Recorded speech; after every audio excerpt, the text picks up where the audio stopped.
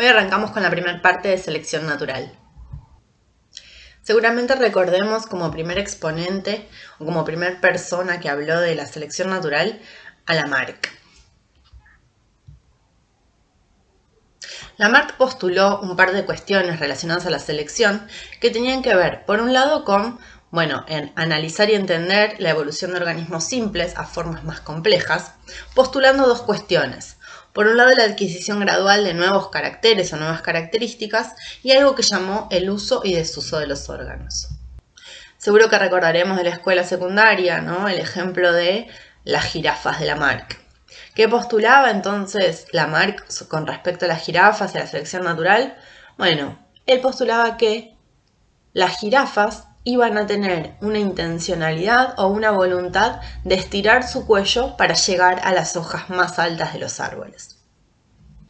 O sea, los animales empezaban a comer a medida que iban terminando con todas las hojas de esos árboles a las cuales podían acceder, intentaban estirar ese cuello mucho, y esa voluntad entonces iba a ser heredada a su progenie, ¿sí? Entonces la progenie iba a tener un cuello mucho más largo. ¿Por qué? Porque la jirafa tuvo esa voluntad de alargamiento de esa estructura o de este nuevo carácter para poder acceder al alimento que ahora se encontraba mucho más arriba en los árboles. Otra de las cosas relacionadas con esto tiene que ver con esto del uso y del desuso de los órganos. Lamarck postulaba que un órgano o una estructura que no era utilizada, ¿sí?, en las siguientes generaciones iba a desaparecer porque no se le encontraba ninguna utilidad.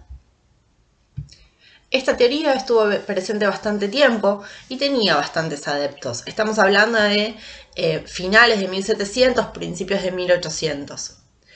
Hasta que aparece otro exponente, ¿no?, que también hemos escuchado hablar mucho, que es Darwin. Darwin, en 1853, escribe un libro, o su libro emblemático, que es El origen de las especies. ¿Qué es entonces lo que hace Darwin? Bueno, hizo muchos viajes. El más conocido, el más emblemático, tiene que ver con las Islas Galápagos, y observó. Lo mejor que hizo y lo que más hizo durante toda su vida es observar y tomar notas de todo lo que sucedía en la naturaleza. Y una de las cosas que observó es que había mucha diversidad en las poblaciones, o sea, identificaba individuos, ¿sí?, de la misma especie, pero veía que esos individuos tenían mucha diferencia al interior de esas poblaciones.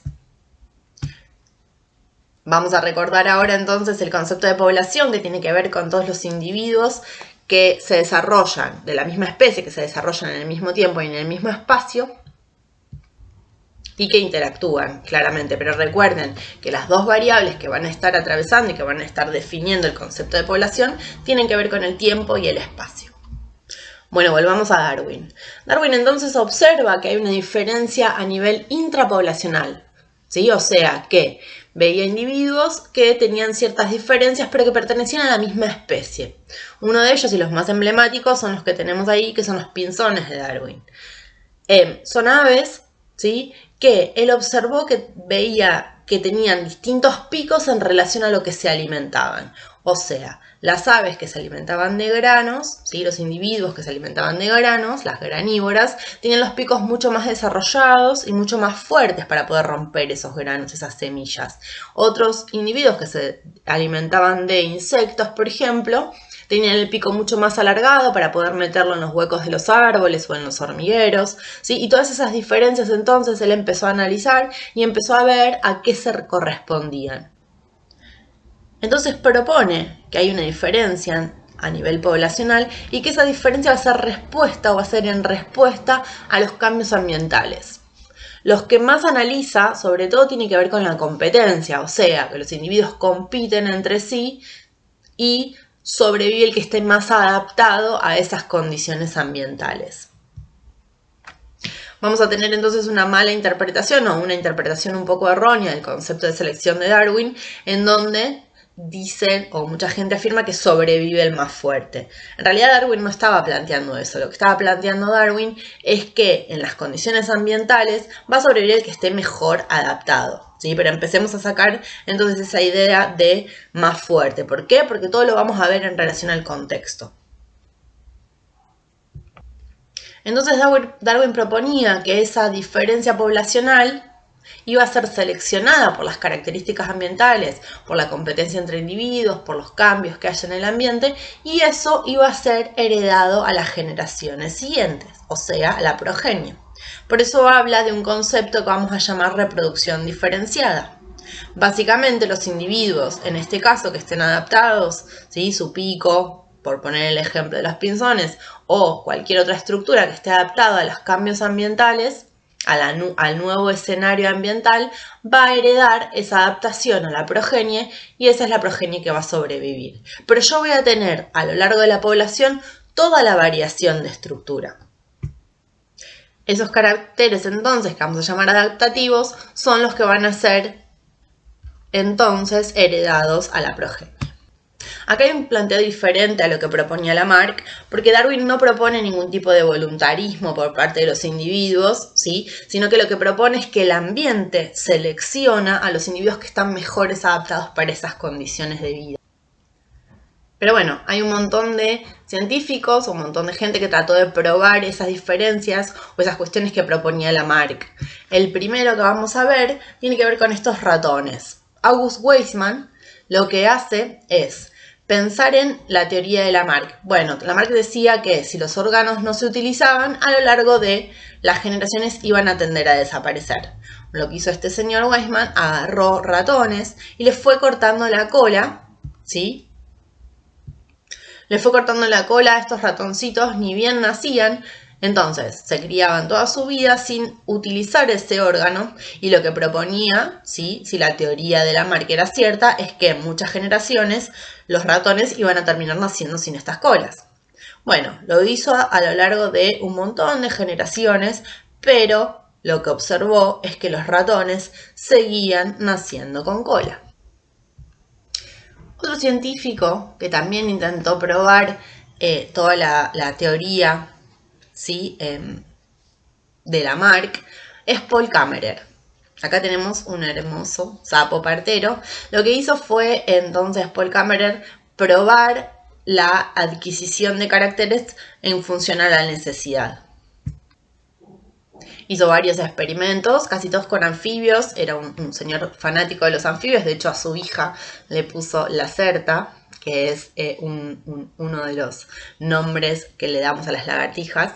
Pero bueno, volviendo a esto, vamos a decir que analizó un montón de características en relación a los anfibios para poder probar entonces la teoría de Lamarck y el uso y desuso de los.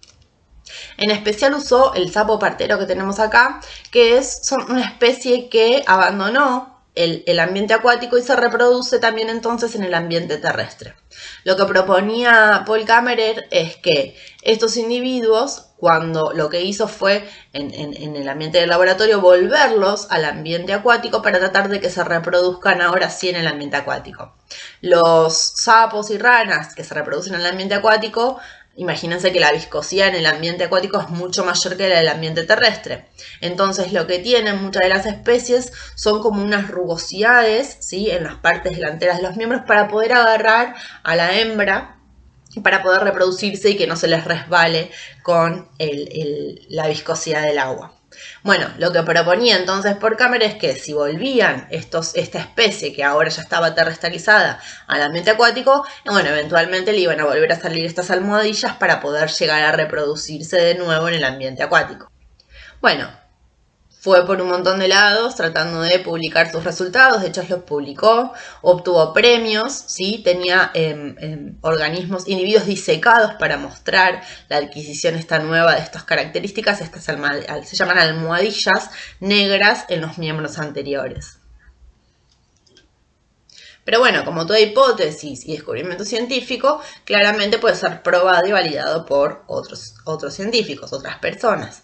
Bueno, un montón de otros científicos trataron de hacer el mismo experimento y revisaron los resultados y llegaron a la conclusión de que Paul Kammerer en realidad estaba falseando los resultados en los individuos. Encontraron las pieles, en realidad los animales disecados, y vieron que estaban inyectados en los miembros anteriores con tinta china. Y que lo que él proponía, que era una adquisición, en realidad era un resultado falseado para poder mostrar sus conclusiones.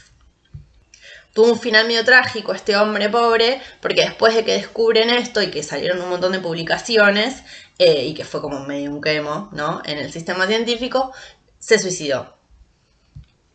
Pero bueno, bastante tiempo acá, Stephen Gould, un paleontólogo muy reconocido en el ambiente científico y en la divulgación científica sobre todo, empieza a reinterpretar los datos de Paul Kammerer y un poco reinterpretar la teoría de Lamarck a la luz de, bueno, Mendel, ¿no? Digo, cuando Darwin empieza a hablar de su teoría de la selección natural y los postulados, todavía no estaba publicado todo lo que ya sabemos ahora de las leyes de Mendel. Entonces ahora, y a la luz de esas dos observaciones, lo que propone Stephen Gould es que, bueno, en realidad puede ocurrir esto, porque ahora sabemos que hay un montón de alelos recesivos, ¿sí?, que si bien no se expresan en la actualidad en esas poblaciones, van a quedar ahí latentes. Y probablemente después de mucho tiempo, cuando estos individuos quizás vuelvan al ambiente acuático, pueden llegar a volver a expresar esa característica que le es funcional y adaptativa en ese nuevo ambiente que volvía a ser el acuático.